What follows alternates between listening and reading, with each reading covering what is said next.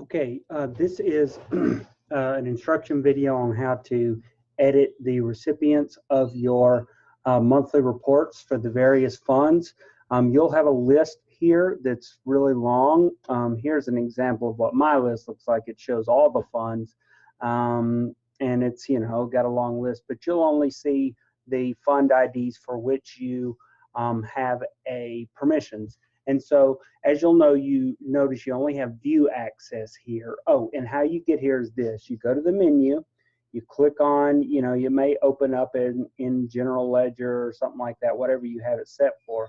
But if you go to this top menu up here and then select Reports and then Report Groups, you will see your list of report groups that you have access to. And you'll notice there's no edit here on the line. That's because you don't have permissions to edit what's actually in the report. What you do have permissions for is to edit the schedule.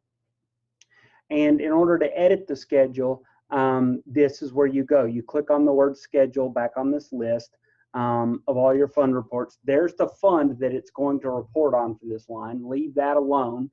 Again, if you need a new report group set up, just shoot me an email at jmote@uab.edu and I'll get that added for you. But here's the number one thing. Unless you want people on this recipient list to receive a whole bunch of reports that are old, then you need to, every time you edit a schedule, you need to go and make the date the next 10th of the month. So today is August 21st, 2019. That means August 10th has already passed, so I need to make this September 10th, 2019. If you don't do that and you leave the date as 2016 or 2017, it's going to send everybody on your list a report for going back to that date, okay? So you want to make sure you change that. Leave this stuff alone. This is saying it's going to send it out every month on the 10th. Leave that stuff alone. Down here is where you can change the format from a printable PDF report to an Excel report. Leave the email. I haven't really tested out this functionality about storing in Intacct or storing in the cloud, but in any event, you'll want to send it via email because most of these people that are the recipients of the report aren't going to be Intacct users. So here's where you can edit the list of recipients by adding a comma in between each email address, okay?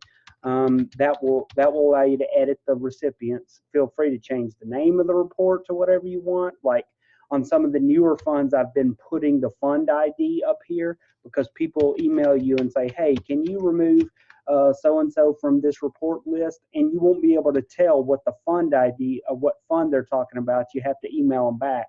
Whereas the email itself, if you put the fund ID in the name of the email, it will allow you to easily make that edit whenever it's requested without having to email them back and say, hey, tell me what fund you're talking about here.